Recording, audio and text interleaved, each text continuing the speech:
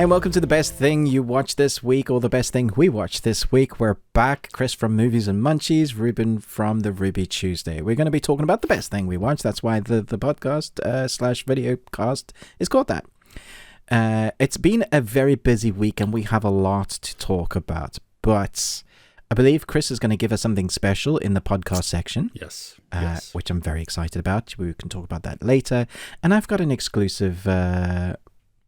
exclusive to us, but I haven't seen many other people, but I say exclusive, like I'm the only one in the world. Don't tell anybody else.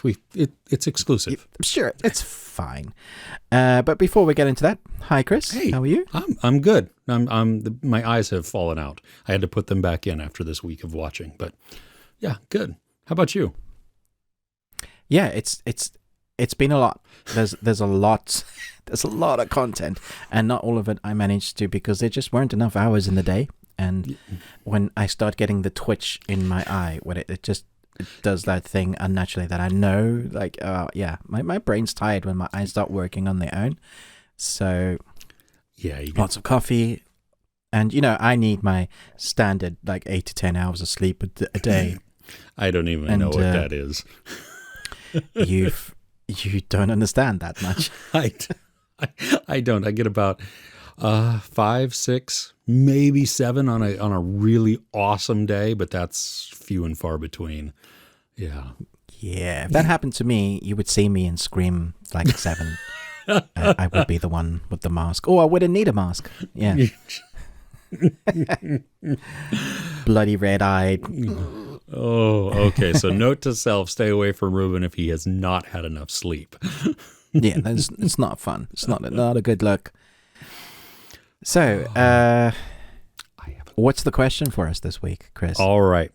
So this is kind of a what if type of question, not a remembering, but what is the craziest thing that you would do in a limo?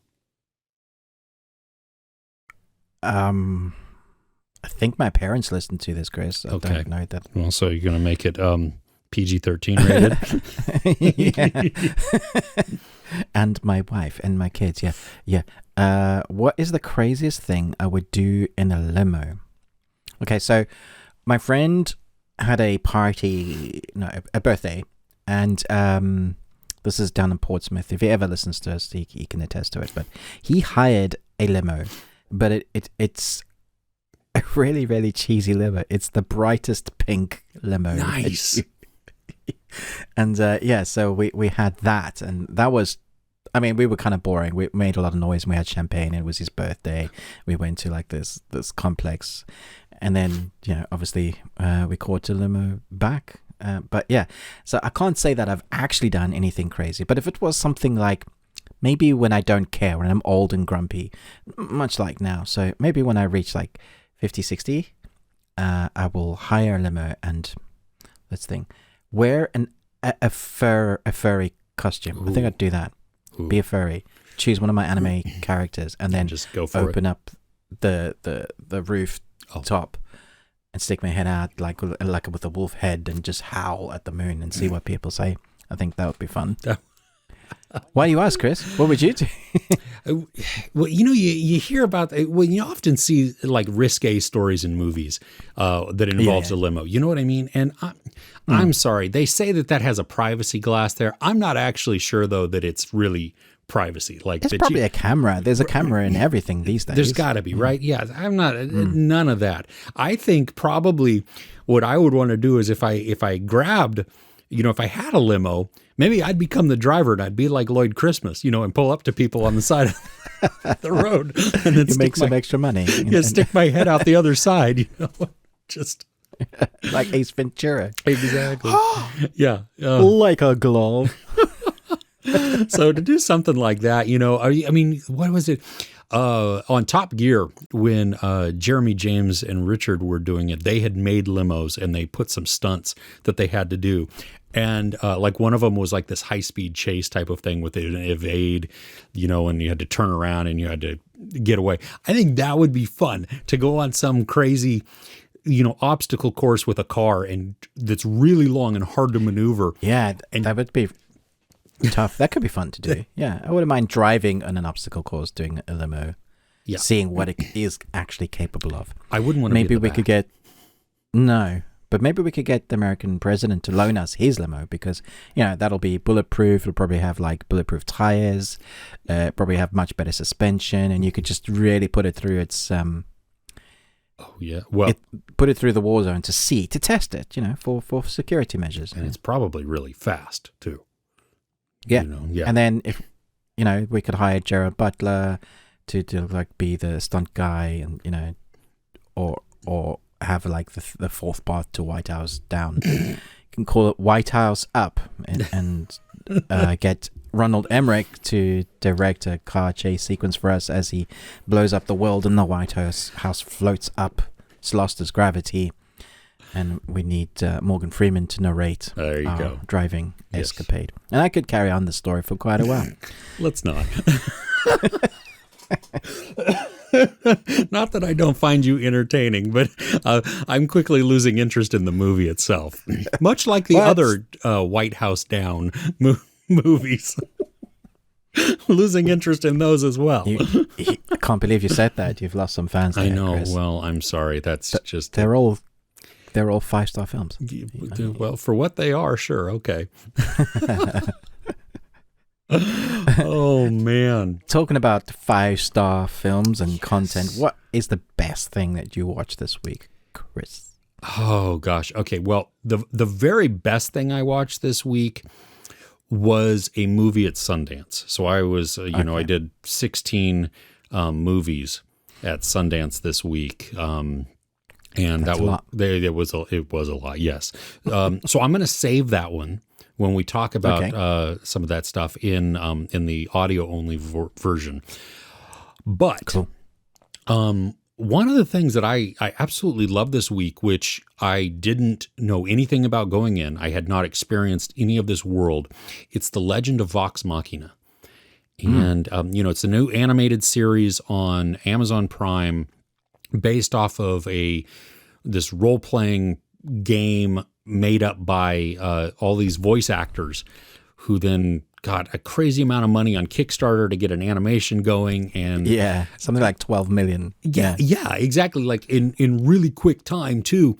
And then Amazon picked it up and gave them a whole bunch more episodes. I mean, they've got 2 seasons now of content, and the first 3 episodes dropped. And this one kind of caught me like Arcane did. Now, the animation is not the same as that, but it was the storytelling that really got me. And I'm not a fan of every single bit of content within this show so far.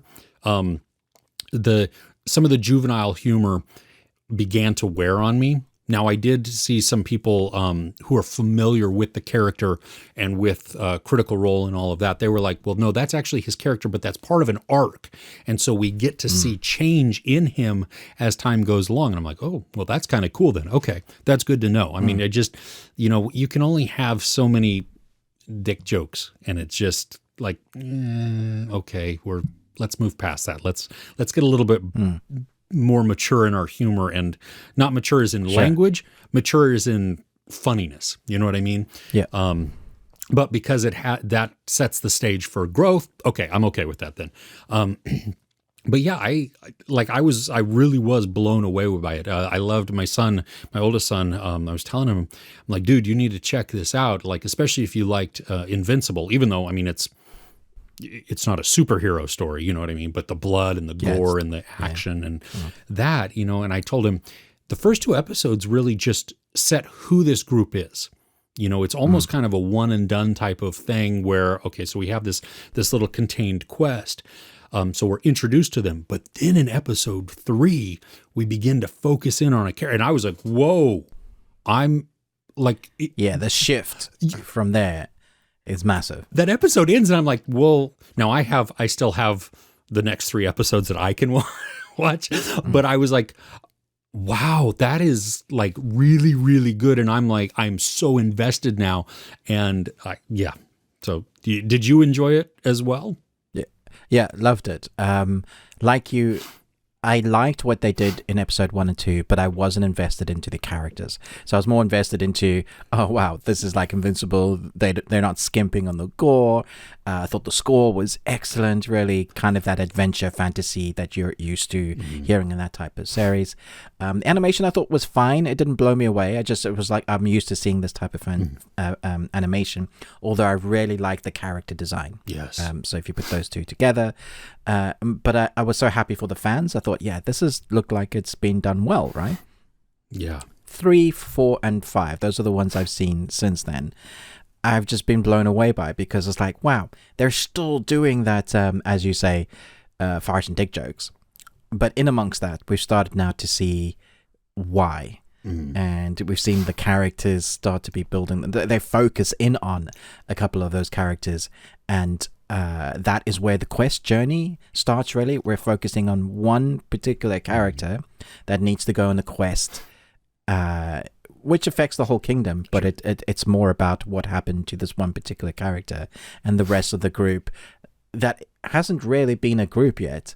They're more just like these band of people that have come together to maybe just go to each pub, make enough money, and drink as much as they can, and fornicate, and that little gnome dude who like has sex at everything that can move. Yes. But even in episode 3, 4, and 5, they grow massively, so much so that I think by the end of 5, they're almost a team and wanting to do things for each other, which is a very long way from where you start with them. Can I just say, best opening few seconds ever of an anime. You have the narration, and they're like, these heroes, and then, okay, well, that's over done with then. Like, oh, this is what we're in for. Yeah, it really did set the stage, didn't it? I mean, you have the people like disintegrating and, just the decapitations and all the blood and the fire and everything. I was like, okay, I'm here. Some of the voice extra cast, so not the main cast, but the guests. Yes. So you've got David Tennant, who is flipping brilliant. You got Felicia Day, who she did the Guild. So there's a series, like web series called The Guild. Her character as well on Supernatural. She did a Joss Whedon thing with a mini web series, Dr. Horrible Sing-Along blog. So she brings her own audience. Yeah. She was the one that got killed off, and everybody's like, no. Well, I definitely do. So she brings her own audience. Then David Tennant obviously brings her own audience. I think it was genius bringing those two in because they're veteran actors, but they're also veteran voice workers, and then bring their own audience. So you have 12 million people minimum who invested into this, and then you bring those two, and it's like, that is a very clever formula to make something that will get enough money, enough audience to carry it on. I was like, whoever's behind this, they're geniuses. They're very clever. Yeah, well, and I was looking at the voice cast because I'm like, I don't know who you people are. I mean, Critical Role is a group, and so they do this. And one of the characters, as I was just scrolling through IMDb, I'm like, that name looks really familiar, but not as in like somebody that I'm ultra familiar with. Just like, why do I know that name and that even the thumbnail image? And then I look at her IMDb page, and I can't remember the actress's name, but she was in Avengers, and she's the one who she's a waitress, and she talks about Captain America or something like that. She's interviewed briefly just towards the end of the Battle of New York, but she was in Growing Pains. Like originally, that's where I knew her from, and so it was just like, wow, you're doing this. That's really cool. But then one of the guests that's not part of the regular cast, Stephanie Beatrice, who I believe, if I'm not mistaken, she was just recently in Encanto from Disney, and so but she also comes from Brooklyn Nine-Nine, and so she's going to bring a big fan base as well. I think they're brilliant in what just all of the people that they introduce. But you have this solid cast. I mean, that voice cast that they have as the core group, they're brilliant. I mean, I'm like... Really, really good. Yeah. I mean, it's clever because... And it must be so great for them because they've been playing these characters in D&D for ages, just creating and molding it, and eventually they've come with like solid. But it's like you and me around a table with a bunch of our friends, just creating some characters, and that's become an Amazon series. I mean, it's mental when you think about it. What is capable with in today's industry? You know, people on YouTube sitting around, they're a company, but essentially they're just friends. Yeah. Someone's written out a script and a storyline, and they act it out. And yeah, they've got some ability, obviously. But look, what's capable. That's what I love about this show, particularly the creativity from where it started, its inception, to where it's ended up now. Well, the start of it, where it's ended up now, and obviously fans really embrace with that, because 12 million is not a small feat. No. Well, and you figured that grassroots movement to get it done. I mean, you know, I think Critical Role has a massive following that they've garnered, you know, over years of doing this. But to then just have, I mean, now worldwide exposure, like in a whole different way. You know what I mean? That it is. So you have all the fans who are now rabid or have been rabid, and they're like, see, look, this is what I've been telling you about. Or how did you not listen? You know, whatever. You can just imagine some of them like, dude, see, I told you about this show. I told you about this group. And now look, you can see it here. You know, but yeah. Yeah, Theron, I'm really looking forward to the rest. I hope we don't have to wait too long for the next, like, I don't know how far they're into animating, like, because Amazon greenlit the next season, but I know the fans have had to wait a while for this to come up, so they've been on board a long time. You know, with like Kickstarter funds, you know, they update you as like the weeks and the months and the years go by. Excuse me.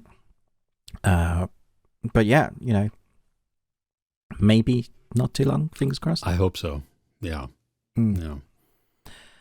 Okay. So what's on your list? All right. What tops yours? Yeah, I have a little bit of a treat for us. So Catwoman Hunted is a new DC animated film, and I don't know if you're very familiar with many of them. I prefer their animated films to their live action, if I'm honest. I think their live action is okay. I prefer Marvel's live action. And then their animation is okay, but I think DC really knocks it out of the box when it comes to their animated films. And their animated films, they've been kind of starting to follow a story. So they have individual stories, but those characters will sometimes follow on, like Bruce Wayne with Damian. He's Damian, his son, who was raised by who is part of the Ra's al Ghul, the assassins. Okay, so anyway. Here is the newest one. It's Catwoman Hunted. There you can see the artwork. Ooh, you actually have the copy of it. That's cool. Yeah, they actually sent it, yeah. And one of the great things about having physical media is, and what I miss a lot, like buying digital is great. You have the film, you can just stream it or start it whenever. But if you're physical media, you get all the makings of and the special features. And this happens to have two. There's a special feature of the making of the film, and then there's a special short doc of Catwoman's origin, like where she came from the comics, and just really put a lot of time and effort in it. And I appreciate when it's not just vanilla disc. So that's like what comes extra. But the story, this was a different one, and I wasn't sold immediately when it first started, because it was very, oh, this is so basic. So it follows Catwoman in an attempt to steal a priceless jewel. This puts her squarely in the crosshairs of both beautiful consortium of villains, Interpol and Batwoman. And so it starts with her very, like, what you'd expect for Catwoman to be doing. She's stealing, you know. Yeah. She's always been that weird mix of Batman rarely likes her and has had an on-off relationship with her. But most of the time we see Catwoman and Batman together. This was a really interesting mix where she is the protagonist. Batman doesn't appear in this film, but we do get Batwoman, and Batwoman's trying to help Interpol take down this consortium of villains, and Catwoman happens to steal something from them, and they're all after her. So they all come together, and that's kind of the basic story. And I thought, yeah, that's really kind of basic at the beginning. But as you start, I would say half an hour in, I was like, this is okay. The animation's cool. And the more I watched, I thought, wait, this animation is anime. and I had to go and check what's going on with it. And it's purposely gone to a Japanese studio to help them create and design the characters, so that when you get some of the well-known villains in the DC universe, they are characters that are bigger, more embellished. They've made them anime, basically. And so the fight sequences that you follow are also all very anime. And so I was like in my element more and more as the film continued, because the fight sequences are like, okay, now I'm watching anime. But there was more to care about as the story develops. You have a fun, bantery relationship with Catwoman and Batwoman. Batwoman, for once, is actually really strong. Well, depicted as being strong rather than a sidekick. She just seems like she like Batman would struggle with her. Like, she's strong, which I really appreciated. She wasn't just like some sort of sidekick. She was definitely her own character. Nice. In this one, you really get a nice mix of Selena Kyle, the woman who uses her wiles as her a femme fatale character that will use her mental aptitude to manipulate the conversations of wherever she's at. So whenever she's like, if she's captured, if she's caught, or she's in a fight, she's always using, much like Batman, which is why I think they're like opposites of each other, but complement each other so much, which is probably why they're drawn together so much, is because they're like the smartest person in the room. If Batman's in the room, is normally Batman. But if you put Batman and Selena Kyle together, you don't know who's thought more ahead. So many times we've seen Selena Kyle, well, as Catwoman, captured by Batman, and then she escapes. And part of that is because he's kind of in love with her, but other part is that she's just smart. She's thought of, an escape. So we get to see her really take her own role, because she's like one of her first, features where she's herself. Nice. And we get to see what she's capable of. The fight sequences are probably the best thing, especially because of the anime. It lends itself to action and the way they tell the story. There is, however, a storyline of why she's been stealing so much at the beginning that they don't go into enough. And I think that's the weakest part of the film, because that is what I wanted to know, because you wanted to have an emotional attachment to the character. So there's something there, and you're sort of like, oh, I get it. So this is the reason why. But just from the little conversations you hear, that there's an emotional attachment to people she's actually helping, the reason why she's doing it. And I think had they made her more human in that way, I think you would have grabbed your audience more. There is a reason why, they want to stop this big bad villain group. Fine. But why do we care? And so a little bit about it. I really wanted to know more about what was going on. They hinted at it, but I guess maybe we might get another film. There are going to be some surprises of characters that we don't normally see showcased in the DC, the villain sides, that much. And the way they showcase that reminds me a lot of action moments like Akira, when you see monsters. There's like a mixture of monsters and magic and robotics. It's a mishmash of all kind of just showcasing embellishing the best bits of anime. And then you have Catwoman doing her witty banter dialogue like a Spider-Man character. Whenever he's fighting, he throws quips out to lighten the mood, even though he could die at any second. You kind of have that. So, but I thoroughly enjoyed it by the end. It started off like, okay, but I probably, by the time I got to the end, I was on 4 crazy Nicolas Cages out of 5. Right on. So have you watched many of those? I haven't. DC ones? No, I've heard some really good things about, what is it, like Batman the Killing Joke. Is that and then there's a couple, there's a couple of darker ones. One where he's like a samurai, I think. Something like that. Yeah, there was that had a mixed response. There was, I think, the Frank Miller one, the Year One. There was part 1 and 2. That was really good. Okay. There's been some like outstanding ones that would be put up for best animated film of the year or something, and all series some of them not so great. Sure. Well, yeah. I mean, you're gonna find some pigs in there too, but okay, yeah. And I'll have to try and carve out some time to see some of these. Do I have to do I have to know the world like in and out? Like do I have to be okay? No, this is a standalone. I think something that you may enjoy about this particular one is its score is all jazz, like Cowboy and Bebop jazz. Okay. And because it's got that heist Ocean's 11 feeling, it lends itself heavily into that. Nice. Okay. Cool. Is that out now, or is it coming out? It comes out February the 8th. Okay. Right on. Very cool. Fun. Yeah. And you got physical media, which I did, which is, great. Yeah, and honestly, I don't buy digital only.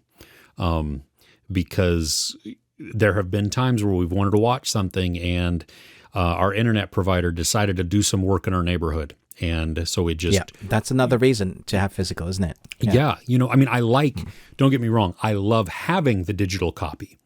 That is because if I'm on my laptop or if I'm, someplace remote or something like that and there's internet, then I can watch that. Or even like out in my garage, I can stream, the movies that I own without having to install a DVD player or a Blu-ray player out there. DVD player, what? What year is this? What's a DVD? Exactly. What's a DVD, yeah. Chris? So, I appreciate that. And so when I buy them, I do my best to get at least a digital copy with it, but I still want that physical because that's always going to play. You know what I mean? Mm-hmm. Like I just have to be all I have to have is electricity. That's all I need. And I can toss and even then you just need a couple of cables and a bike to generate your own electricity. I have a teenager. So yeah, yeah. Get them running like a little mouse on a spinning wheel. Exactly. Oh goodness. All right. Did you know there's a resurgence of VHS movies? That there's a couple of companies that are putting all like Blu-rays onto VHS.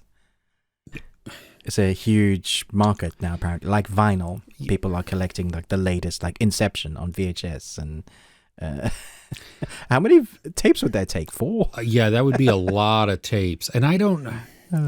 Remember Dune, 6 tapes. Yeah, could you imagine? Well, and think back even to Laserdisc. You know what I mean? Where you had to, it took forever for it to load, but then halfway through you had to stop and flip it over, and it took still.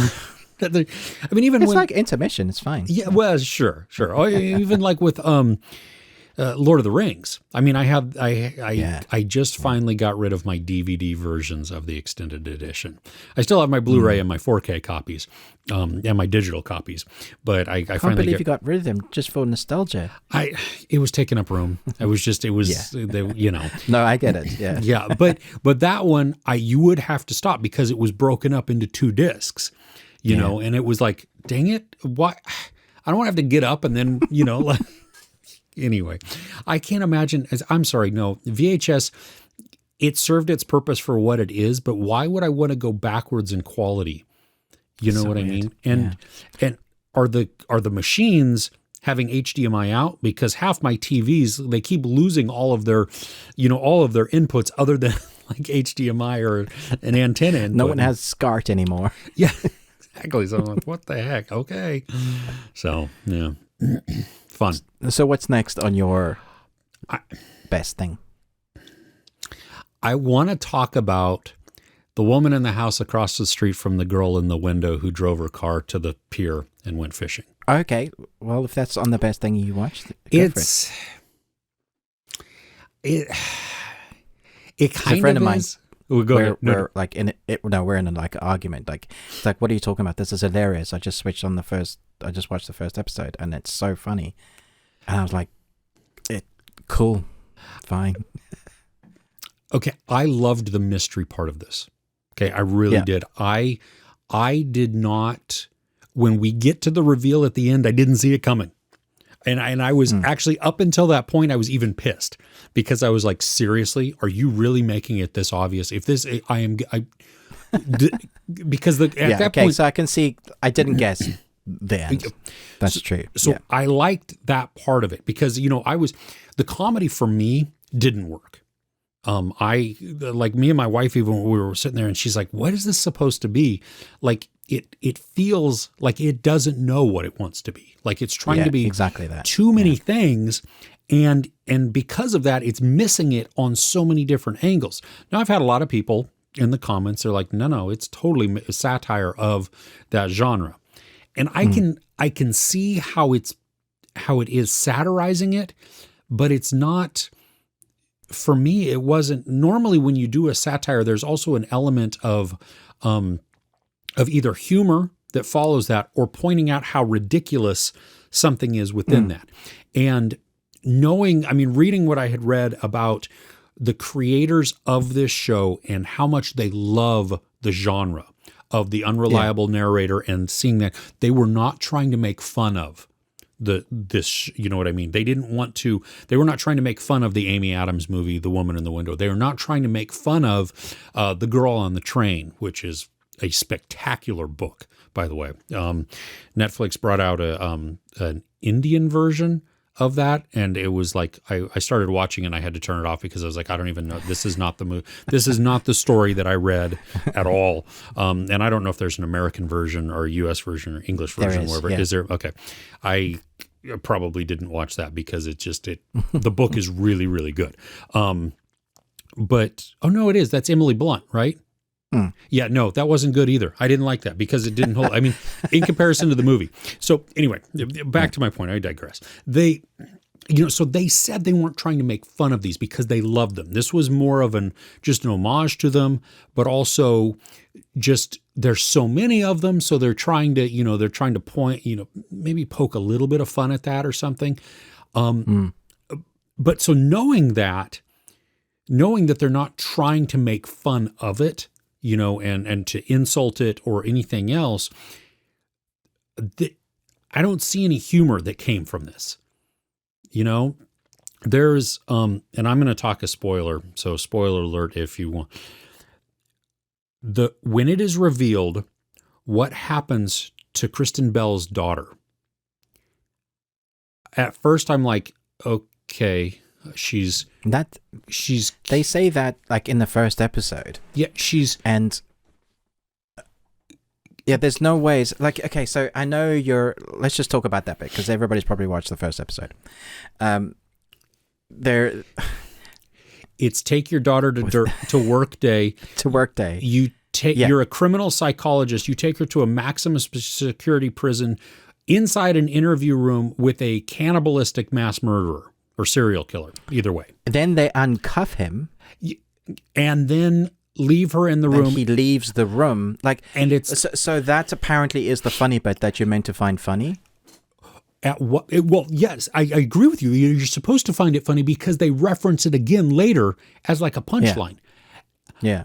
That is the most distasteful type of thing. You don't talk about murdering and eating children as a punchline. No. That is not funny. I'm laughing because I was like, it's so ridiculous and bad. Like, why would you put that in there? So then I can only think is you were making fun of the genre and you wanted it to be slapstick, like a Naked Gun or something, or Hot Shots, but it never was that. It never went to that degree. And I kept thinking, oh, this is her unreliableness telling us that this didn't really happen this way.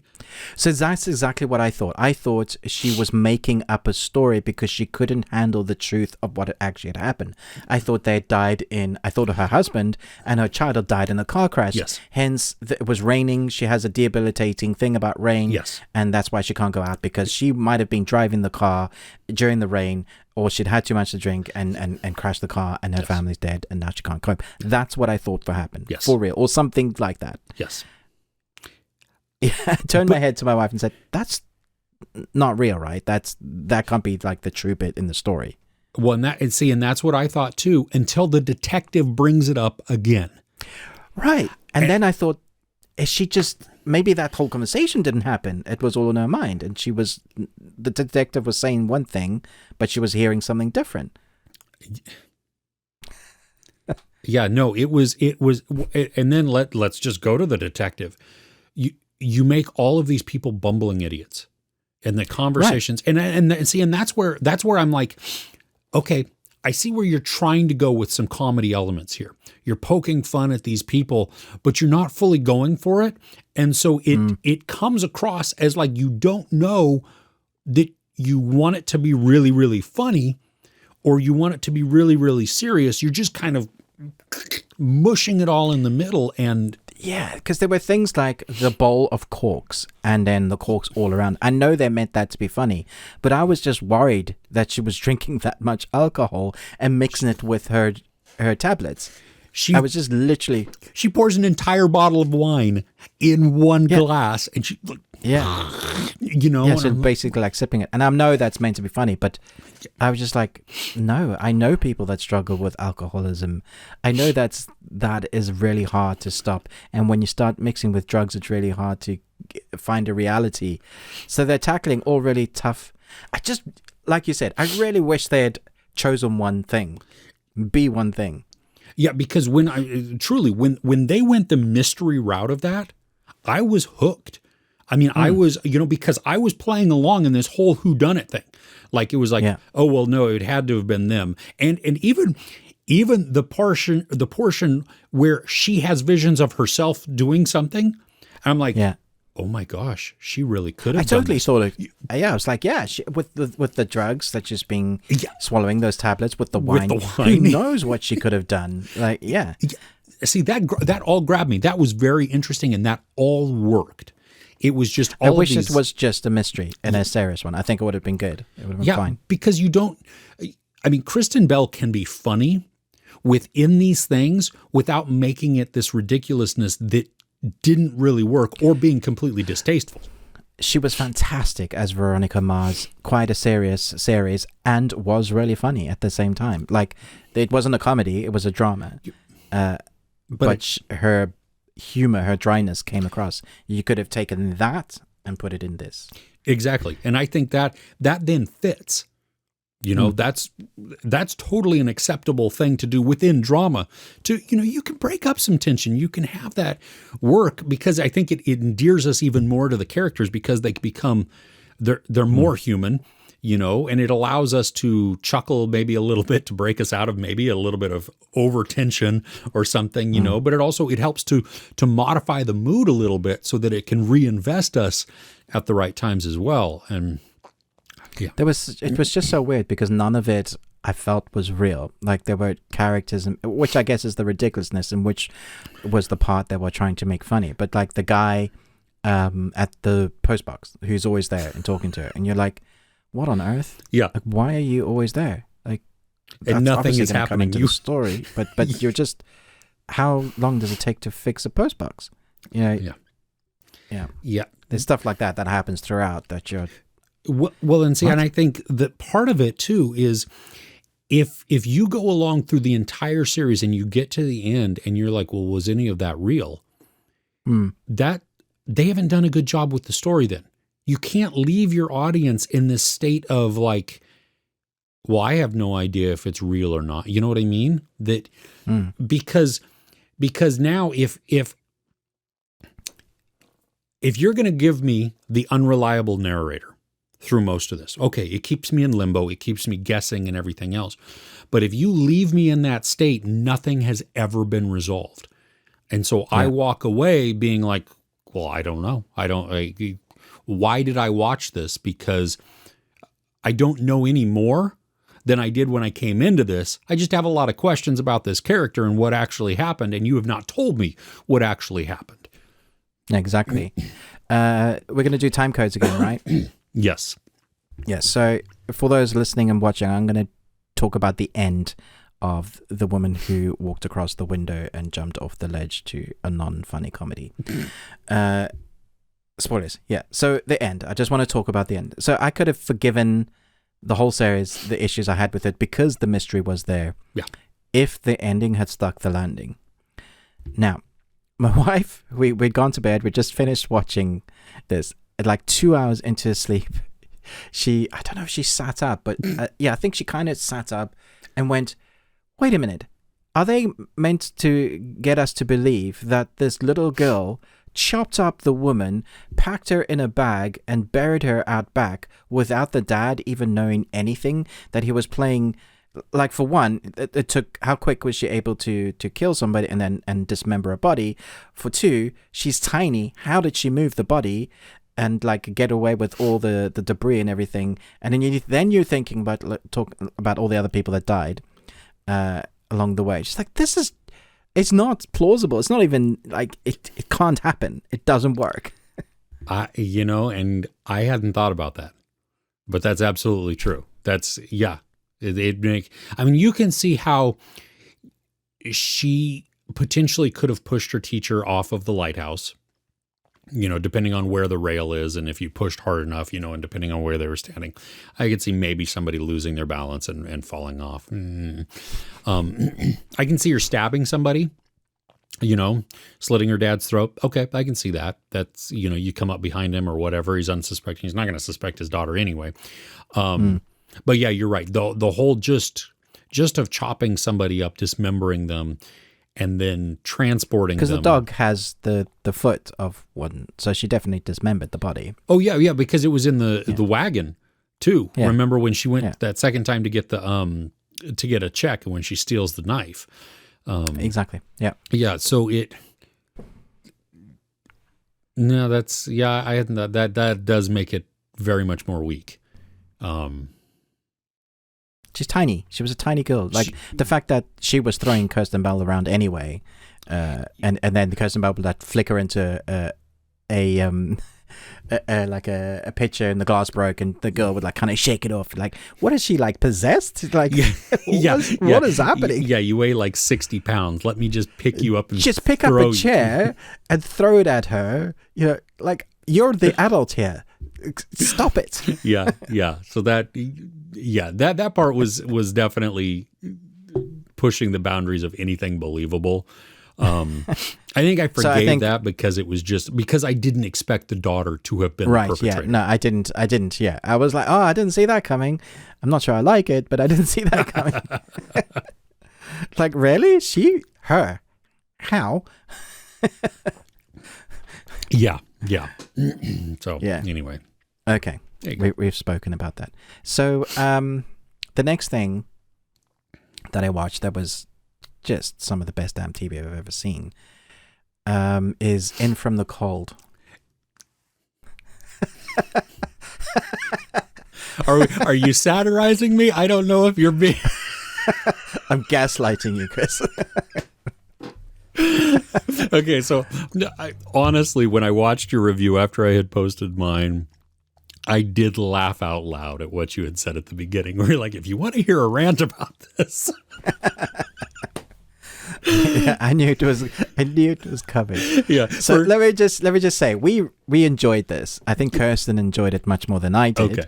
Okay. We loved it because we so love spy series, and we occasionally like bad TV. We love Alias, and I'm a big fan of The Americans. I don't know if you've ever seen that. That's very dark spy series. It's fantastically done.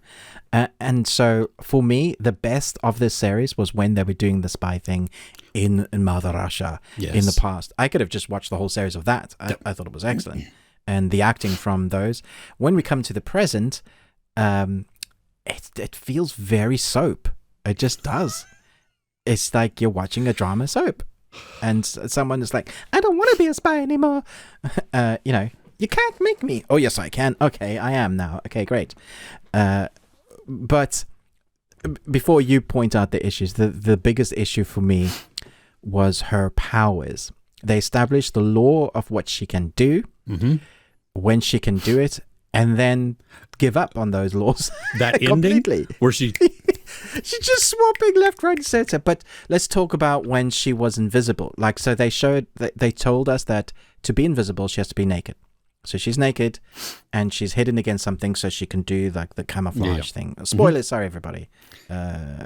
I don't know how we do that. Yeah, I don't care. This show is poo for me, so whatever. Okay. It's poo. But we will put in the time codes, which you would have already seen. Sorry, yes, there's spoilers. Like, we should have done that before. I'm sorry. Rude of us. Yeah. Okay. So she has powers and she can go invisible. That's not too much of a spoiler. It's in the synopsis, it's in the trailer. It's all good.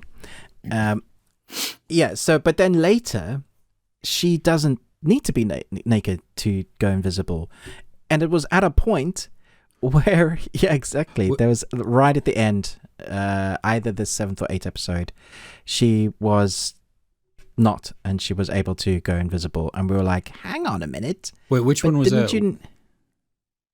I think episode 7, she was fighting something, and then suddenly she was invisible. Oh, it was a thing. Yeah, we were like, I call bull crap. Yeah. And also, she literally just said, I'm too injured to heal. Cut to 5 minutes later, she's somebody else. And I'm like, what is going on with this series? It's bonkers. I didn't mind the fighting so much. Like the first 2 episodes, I thought the fighting was bad. But later on, I thought the hand-to-hand combat, when we could see it, like when it was spaced out, I thought was really good. And she was believable as actually being able to pull off some of those moves, which is what I wanted more of. I was like, give me that. Yes. Because there was one sequence like in a warehouse shot where she was fighting hand-to-hand, and it was great. And I was like, oh yeah, give me that. That's what I want. But, and I haven't even gotten to the bad spots yet. Over to Chris. Well, as part of background, I mean, Ruben and I chat online during the week, and just and so just me telling him like, dude, seriously, I can't. No, what is this? Yeah, what? But yeah, okay, I agree with you. I liked the flashback portions of this. I thought that was fun. I mean, because it establishes what's going on, and it's piecing out and it's telling us this story. Now, I think it's a little too slow, maybe in some of the, like it's just drawn out. But the whole show is more drawn out than I think it needs to be. But that is fun, and you're right. The actors in that I was drawn to. I liked that. I liked the mystery. When we get to the end and we discover that Anya's mom is the one who is controlling her, is the head of this, Red Sparrow program type of thing, and dictating what she does and all of that is like, oh, I didn't really see that coming. That was good on you. That's cool. The exposition dumps in the present were one of the most bothersome things for me in this. That you have these, we have, like, I wasn't fully invested in the story, but I would get like sucked in a little bit, and I'm like, oh, okay, well, there's some intrigue in this. What's going on? Oh, so CIA comes. She's known as the Whisper. This assassin that nobody knows really if they exist. It's just rumored.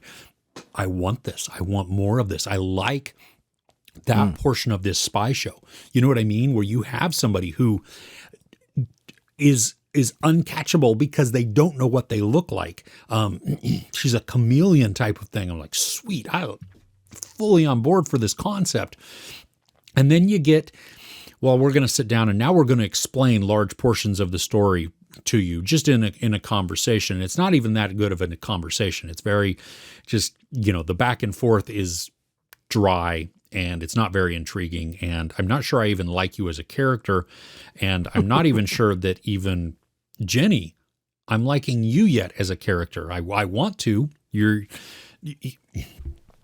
There's another show that didn't really know what it wanted to be, I think. Like it had an idea of where it's going, but it was taking too long to get there.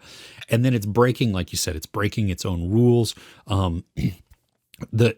Some of the fight scenes I absolutely loved. There was a point though, and I had said this in my review, where I was literally counting in between the cuts. And it was, it truly was, it was like a second and a half maybe. And it was just on this beat, and it became noticeable to me. Like I didn't rewind to a different fight scene, but I was just watching this one and I'm like, wait, this seems very rhythmic. And I was like, wow, come on. Show me this. We should compare it to Taken 3. See, there's that one where he hops the fence, and I think it's like 16 cuts. Yeah. Exactly.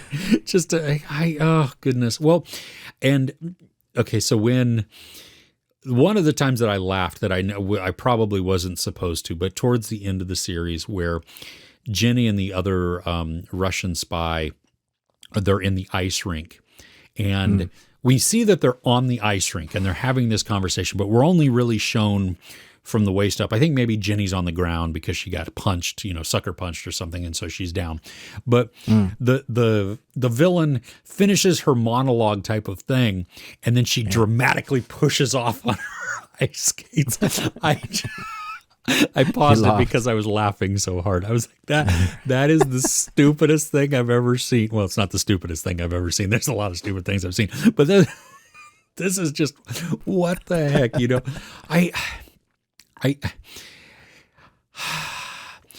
There is one other thing I'd like to talk about in this series that maybe you can clear up for me. Okay. There's this whole storyline with Jenny's daughter. She's an ice skater. Yeah. And they got mother and daughter issues. Yeah. Like, it's, fair enough. Yeah. You got a mother and daughter issue. Can be intriguing and engaging with that. Yeah. However, at one stage in this series, I really thought they were going to take her daughter and make her become a serial killer. I actually thought they were going that way because she comes off as being really psychotic. The way she deals with situations she finds herself in, what she does to her fellow ice skaters, like it goes beyond just general like a break a leg sort of thing. Like she's actually going to break someone's leg. She does that on purpose, and so they break their ankle. And then she dissects a bird, like that. I was like, whoa! And puts it in the soup. And puts it in the soup. I was like, wow. Okay, what? Because of the stories that we hear about the levels of becoming a serial killer, because I've researched this a lot, and I was thinking of a career change one time. Well, it's a growing industry. Yeah, apparently. Oh my gosh. Sorry. That's very distasteful. It's very dark. Yeah, but I thought that's what they were doing. They were grooming her, so the mother would have to eventually end up dealing with her daughter who's now a serial killer or has that sort of taste. I was like, what is this? And then I thought, okay, because the other spy, the original bad spy, the teacher, I thought she was recruiting her daughter because she saw something in her and had the mother's DNA. And then when she mentioned that, I thought, oh, okay, she must have natural abilities of some kind that was passed on from mother. But none of that. They just left it and they went nowhere. And so I was like, well, what was the point of any of that? Well, and think about it too. They hint that she has had troubles in her past. Not just that she's like antisocial or doesn't have friends, but that there are like some kind of issues there. She has some sort of medication that she's supposed to be taking. The mom is slightly worried about her.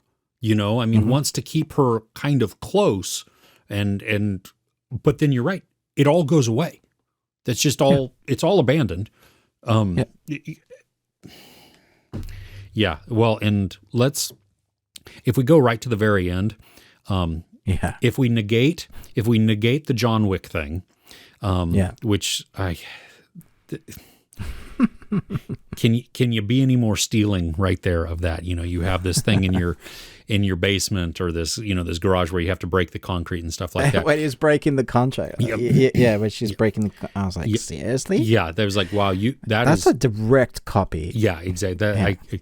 But then she powers on this phone that's been buried. Which had power. That's exactly what I said. It's still got power? Yeah, that's no. What kind of power is this? Yeah. See, and I might overlook that if I wasn't pissed already at the series. You know what I mean? But that was just one more thing where I'm like, just no, stop. But to its credit, the long con that comes from the end of that phone call, I was like, oh, now I didn't expect that. That was good, because she taught whoever her contact is, this entire setup has been so that she could be solidified and then brought into the CIA. And I'm like, but that means she killed her mother because I think that was a big reveal that it was her mother, right? That was her parents that trained her. Yeah. So for everything for Mother Russia. Yeah, exactly. Yeah. And so yeah. So I hated the show for the most part. There were things that I did find enjoyable within there. I liked her power. I wish that we would have seen It's really interesting. Yeah. that it came from this shot earlier in there. You know what I mean? Like it was kind of an odd thing that we see what the results are, and yet it takes so long to get to the. Yeah, you see, even the shot doesn't explain what goes on with when she transforms, because for the most part, they're always showing us this computer chip looking like thing in her neck. Yeah. And it's like, but wait a minute, if the power comes from when she's been injected and it's just her body morphing, why is there a computer chip thing in your neck? You'd never explain that. Yeah. Yeah. Yeah. There's a lot. Yeah. There's a lot of. There's a lot more. Like, I'm sure if we dissected it, we wouldn't stop. Yeah. Yeah. Well, and on even the mind control. Okay. So I get that the mom of Jenny, she clicks her little thing and she sings, she hums that little tune and stuff like that. That it hypnotizes the people that she's around. I don't remember her seeing her though when we get the establishing of these first three people at the beginning. You know what I mean? Where one, he throw himself off the building? One guy gets into this massive fight on the transit, right? And whatever the other one was. I don't remember seeing the mom ever there to initiate these types of things. So how did that happen? Yeah, she had to be like with her stopwatch and humming the tune right near her, because that's what they've established later on. That's what she had to do with the prime minister or whatever the senator, guy in the end. right? Who was going to be yeah. Which that actually is what is that, X-Men? Then where you take over, or even G.I. Joe. Yeah. Where Zartan goes and becomes the president. Take over the consciousness. Yeah. Anyway, yeah. Why is it all drowning? I don't get it. How has she manipulated them into all having the same "I'm drowning" feeling? It's so I weird. don't know. Well, and that is also there was a sequence within that was felt straight out of Get Out. Yeah. Yes. Yeah. And I was like, it is very much stolen, isn't it? Yeah. Yeah. I could, the more the show went along, like my wife, she tapped out early. She was, I'm sitting there watching it because I watched it actually not this past week, but the week before, because I just knew I had so much with Sundance. And she's like, why are we watching this? And I'm like, I need to get it done. I'm sorry. And she's like, fine, whatever. I'm going to work. And so, she's like, I'd rather work. Now there's stick that on your poster of your series. I'd rather work. Exactly. Yeah. Don't make me watch this. That's the endorsement for this. Yeah. So just poo. Okay. So just to remind you, Chris, this show is called The Best Thing We Watched, not The Worst Thing We Watched. I think we've done two now where we're just like, this is pants. Yeah, that's true, huh? So should we find something good to talk about? Let's talk about, if you're okay with it, because I know both of us have not finished it as of this recording, but all of us are dead. Oh, absolutely. Let's talk about it. Yeah. There are problems with the show, and this is not a perfect show. Okay, so I'm going to lay that out right there. But this is retaining some of the same emotionality in a zombie film that Train to Busan did. Like is it in the same world? Because they mentioned it, and I don't know if it was mentioning it for the film or they were mentioning it for the film. Happened. They were mentioning it for the film to establish that these kids understand what zombies are. Well, but see, I kind of like that because now the kids are they're aware. You know what I mean? They're somewhat intelligent. About, okay, we understand what zombies are, and okay, we're going to try and do this. Now, I think like the emotionality, the connection to the characters, there is a lot of peril that I feel for these characters. I have become so invested in them that, I mean, my wife is even like, you're yelling at the TV, no, don't do that. don't do this. I did the same. Yeah, because and they end some of the episodes on cliffhangers, and it's like, oh, and then sometimes the episode doesn't begin right back where it left off, and so I'm waiting, 5 or 10 minutes of like, what happened to that character? You can't do that to me because that I liked that character, and just as the show goes along, while other problems with the storytelling or some of the plausibilities within the world that they've established, it kind of falls apart a little bit. It introduces new complications, which I'm like, well, that's interesting now. I wonder what this portion that you're introducing in this story is going to have for later zombie movies or zombie shows. You know what I mean? Because I'm not sure that we have seen it done in this way before. Yeah, so I really like the idea of the rage virus, the 28 days later rage virus. It's or weeks. Great idea. Makes zombies scary. Slow zombies just don't do it for me anymore. No. You can do hordes of them, but those fast ones with a bit of intelligence scare the crap out of me.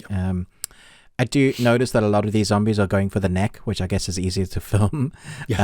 But when they don't, it's horrific. Like biting bits out. They don't skimp on the gore, do they? Biting bits out of the cheek. I do notice there's weird timings of how they turn and when they turn, so I'm just not sure on, like, one person gets bit and it takes them a longer time. Other person gets bit and it takes them a short amount of time. So, okay, maybe it's down to your immune system or wherever you've been bit. Probably has something to do with it. One thing I do have to say is one of my favorite anime series is called High School of the Dead. And it's based off a manga. It only got, like, I'm trying to think how many episodes it had. It might only have 13 episodes. It's one of those great series that has a lot of pervy characters. But a lot of what happened in that is happening in this series. So I think they've taken a lot of inspiration from it. If you go and watch it, you'll see, like, the archery team. There's literally a whole sequence of that. I also wonder how you killed these zombies, because so far I think I've watched the first two, and I think it's episode 2. There was one person that stabbed a zombie through the face. Obviously didn't get the brainstem, but then the archery person shot them through the neck on the side, and they were dead. And I was like, So I'm on like episode 8 or 9 now. Oh, geez, you've watched a lot. Okay. Yeah, and it that one I don't understand either. That specific kill I have no idea about. The archery team does come more into play later. Yeah, I figured, I mean, they would. That's amazing. You need them, right? And they're so good. That's the thing, too, that it's like, wow. And the coach was shouting at them. It's like, if you want to be this bad. But the shots we saw them, they were all getting bullseyes. I was like, how are they bad? I know, because it was like, thum, thum, thum, thum, and all bullseyes. And I'm like, holy crap, that's really good. You know? And so you see them become, I mean, they actually are able to kill. At least we don't see the zombies get back up. So I'll say kill in the interim. You know what I mean? But they're headshots at that point. So maybe it was just the fact of one went up through the mouth and one through the neck, and maybe it did. I don't know. Maybe it's just plot convenience too. But I do like the brutality and the creativeness of the shots that they're going for. Just within the first 2 episodes, when they're establishing everything going crazy, you know, the zombies jumping through the windows, or, you know, one of those shots where you just see people falling. Yeah, it's scary. Oh yeah. I felt for some of the characters right in episode 1, where, like, one particular girl's getting bullied, and later on we find that it's assault in the most horrific way. The way they showed, like, with other things happening with her later on, you can see why she wants to, like, she's on top of the roof later. They establish things in that first episode that shows you that the school isn't particularly nice. I mean, I know every school will have its bullies, but there are some things they were like, how is this getting past? And then they're establishing this is how you get infected. And I'm still not sure on that, where I'm at, because I've noticed people have loads of blood, like, in their mouth, and they don't turn. But then, does it have to be bitten so it's in your veins? It has to be open wound. That's one of the bothersome things to me, is that if you get it in your mouth or on your, like in your eyes or something, that doesn't make you turn.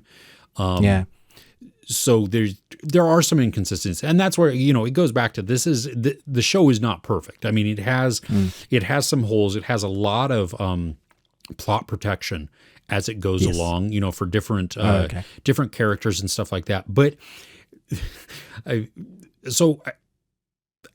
on some of it, I kind of overlook because I love the characters. Like, you know what I mean? Like a character who is protected in this one, like in a certain sequence, I'm like, okay, I'm willing to overlook that because I don't want them to die. I like them. I like that character. Yeah. But that being said, too, this is a bit like Game of Thrones, because they are like, I'm afraid to get attached to characters. Because some of them... There was one character in episode 2 that I thought was a protagonist that would be around, and I was just like, I literally was like, no! Yeah. There was they're all blurring together because they're so long. They're like feature episodes, aren't they? They are, yeah. And as it's going along, I do believe that this could probably, as a binging show, could be shorter. You know what I mean? Like they could, because there's portions of it where you have like the students just kind of sitting around, mulling over, trying to get someplace else, and you're kind of like, well, you're secure. Why don't you just not? I mean, stay. Yeah, exactly. Just stop for a minute, Sit.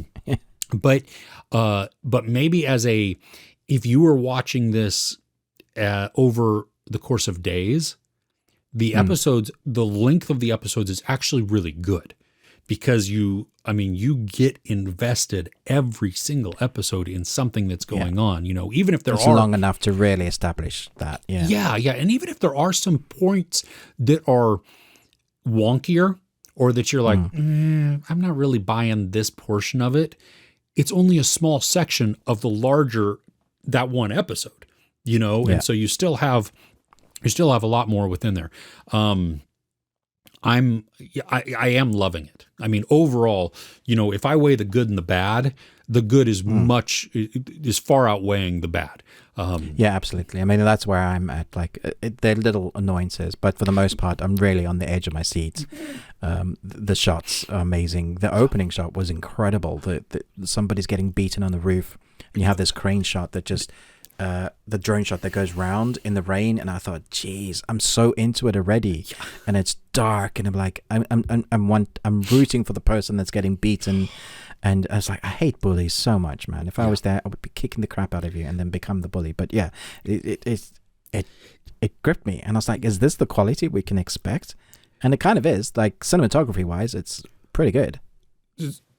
The fight there are some continuous fight sequences in this, where you have the camera chasing after, and right. Now maybe they might cut, because I've seen the portions where they'll go behind something and you could tell, well, maybe they cut there. That's a good place to cut. Yeah, but it looks continuous. It looks seamless. So I'm like, wow, this is like, I am invested. I mean, you're running along with the character, and like they're sliding on the floor, or slipping or whatever, bouncing off of something, and then the camera will turn around as the character passes them, and it doesn't break. It's just, I'm so, and then it has quick cuts also, but you get enough context within it so that it's not like in From the Cold. You know what I mean? It's not that like everything, and it's like, well, you didn't actually do anything. I mean, these characters they've got to be exhausted. The actors, man, they're going through so much physicality, and the planning of it as well, because a lot of the time you have a lot going on screen, and then it's close quarters as well, so to plan all of that, it's done so well. Well, and there was a shot too where it just struck me at how well they had blocked and choreographed everything, because even though it was kind of a superhero stance at the end of one of the episodes, I think it may have even been like the end of the episode 1, you have this, the kids, most of the kids are in this classroom, and the camera pans to them, or kind of just turns, and you get to see all of them, but none of them are obscured from how they're standing and from where the camera is positioned. And I understand that is by design, but still, just the fact that it was beautiful. Like visually, it looked wonderful. And so to watch, from you to pan left to right or right to left, and being able to see all of these characters in different stances there, and you just see, the wearing, the toll that all this is taking on them. I love that there's villains in this too. Yeah. Oh, and ones. There is more explanation. I wanted to let you know there's more explanation of how this came to be and the motivation for it. Yeah. And then they add complications within that, which it's really good. So it's I think some of it, there's got to be some kind of social commentary within this also. Oh, for sure. Yeah. There's a broad social commentary. I don't know if there's one specifically for South Korea also, but at least within that. And let me just tell you one moment and we can wrap this up if you want, but one moment where my brain couldn't rationalize this and it made me feel very old and weird all at the same time. There is... So I'm trying to avoid any spoilers. An announcement is made of something that affects the city. And there's a news broadcast that goes and they're reporting on that event. And they say, it's been 40 years since the city has experienced X. And I'm like, okay. In my head, I'm like, well, yeah, gosh, that's probably what, the 60s or something like that. And then the broadcaster goes, in 1980. And I went, oh, stop. Just. Did you suddenly feel really old? I was like. Get your walking cane out. Yeah. It's like 1980 was not 40 years ago. I know it is, but it was not. It was. Yeah, no. That doesn't sound right. My brain. I can't do that. The 60s, right? Yeah. The 40s. That's exactly. It was the 60s before I was born 40 years ago. And like, no, that was. Oh, hurt me. Okay. But okay. Before we wrap up the best thing we watched, I did want to talk about one. I know we're running a bit long, but just quickly, The Gilded Age, a wide-eyed young scion of a conservative family embarks on a mission to infiltrate the wealthy neighboring clan dominated by ruthless railroad tycoon George Russell, his rakish son Larry, and his ambitious wife Bertha. This was excellent, like really good, like really, really good. I don't know anything about this.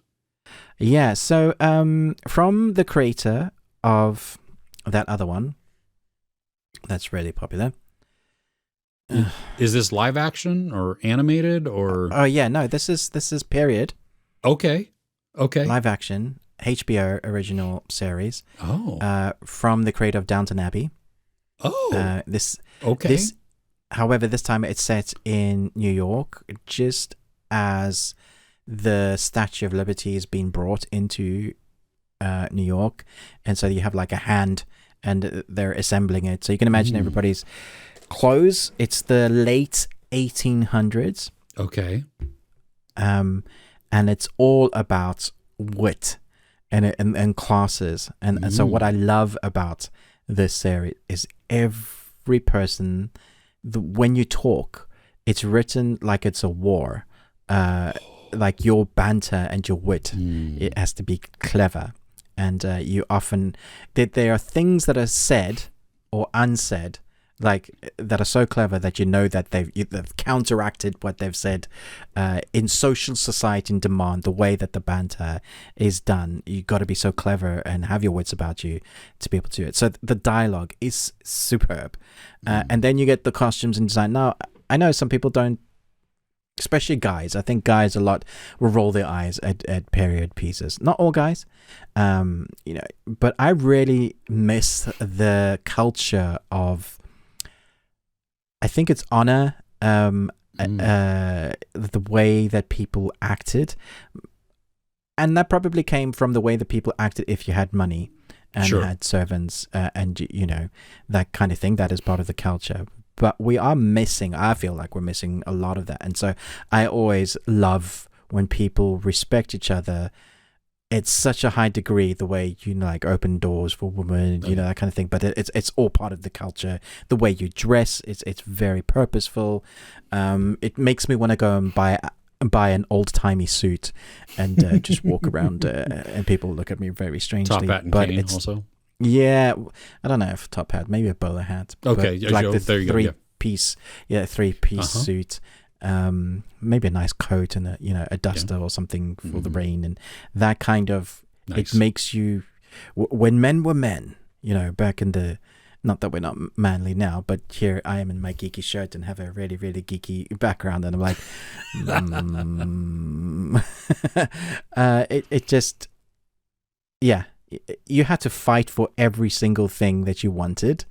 And you had to work for it, and if you didn't, you died. And so there was something to that. So they didn't take anything for granted, and it's done really well. And so some of the actors, the cast are phenomenal. Okay.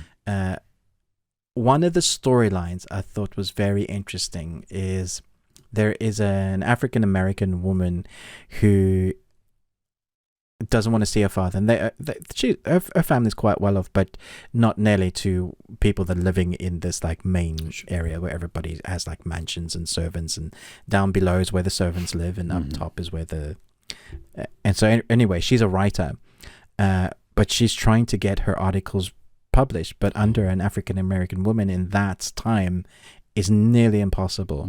So we follow her story as one of these families takes her under their wing, and she gets a job, and it's just really like, it's really interesting to see how she has to navigate that, and what it looks like for a woman of her color to be friends with a woman of like a white woman, like white and black mixing. Even that was like, you shouldn't be doing this is not, and fighting against that. I thought it was very relevant for now, even though it was, like, okay, it's so long ago. You think we'd passed those issues, and I'm like, how is this still so relevant today? But as a production, it's fantastic. I think everybody just needs to watch episode 1, and you're like, if you love it, you'll be hooked from the beginning. It's not action, but it's clever, and I appreciate clever. And it's more dialogue driven than anything. Is that absolutely dialogue? Like the fun, the entertainment comes in like banter. I think Bridgerton. But not raunchy. Sure. Well, and I love shows or movies that do that draw us in with that dialogue. You know what I mean? Where you have, you can have lavish sets and you can have some beautiful things to look at, but when you can just have a couple of people on screen and you're riveted by what's coming out of their mouth. That's exactly that. As proved by Mass, just two people having a conversation. Like, that sounds boring, and yet you're on the edge of your seat. You're like, can't wait to hear what they're going to say next. Yeah. So is this a weekly release, or is it all at once, or is it? So I think it's a weekly release. Okay. I think they released like the first couple, like most places are doing now. They release a couple of episodes, and then it's weekly. Okay. So you can catch it on HBO in the States, and in the UK it's on Sky. Okay. And did you say this is limited series, or is it a? I doubt it. Okay. Yeah, I imagine this will get quite a few. Have some seasons. longevity to it. Cool. There's a missing gap there because Downton is finished and they're doing a couple of films. Yeah. And Bridgerton is more adult. Well, just something that popped into my head, because you said this is like the late 1800s. Is that correct? Yeah. There were a couple of shows that had come out and I forget one of them. But there was Hell on Wheels, which is, taking place in a kind of that same time period, but out west as the train is expanding across the United States. But then there was another show, and it wasn't Peaky Blinders. It was Pinkerton. Oh yeah, okay. That Pinkerton, was taking place in New York around the same time. Okay. And so it's almost like you could watch all of these shows at the same time and be transported to that era. Even not Peaky Blinders, because that I believe that I need to go back, and I started it and wasn't into it at that time, but everybody said, "Oh my gosh, you need to try it." So, but I think that happens later. I think that's like early 1900s versus late 1800s. But to just see these, and so like it sounds like the Gilded Age could also fit within there, and you get this really good, well-rounded picture of at least the United States in this time that's post-Civil War, but still massively, dealing with all of the ramifications of that. Sure. And okay, nice. Yeah, I really like the inclusion of just the history bit of the Statue of Liberty, where it's not yet the Statue of Liberty, and kind of the history of how and why it's not put together yet. I was like, oh, that's really interesting. Made it more real, like it's like a real world story, drama, whatever, to do with the houses. Yeah, it was good. Nice. Okay. Yeah. Well, that's good. Right on. Okay. Yeah. Anything else? Yeah, I think we've run over long enough. There are other things we could talk about, but as we have some special things to talk about in the podcast section, we should head over to there. That sounds good. Well, so this is the end of the YouTube portion then. So we thank you for joining us. Please, as always, like, share, subscribe. You got Ruben with the Ruby Tuesday. Me, I'm Chris with Movies and Munchies. You can hit us up on, obviously, our YouTube channels, wherever you're watching there. We'd love to know, what is some of the best things that you watched this week. Let us know, because it's always great to hear what you're watching as well. You can tweet at us at Best We Watched. That's a shared Twitter account for what we do. And so we would love to hear that as well. You hit us up there. But also, if you're watching on YouTube and you want the rest of this, head over to Apple Podcasts or Spotify or Google Podcasts or Stitcher, wherever you happen to listen to podcasts, and you can find us there. The links are in the description below. And you know what? After that, or from that, I don't know. We've talked a lot, and it's been a long week. But we thank you so much for just tuning in, for sticking around with us. We hope you enjoyed it, and we will catch you next week.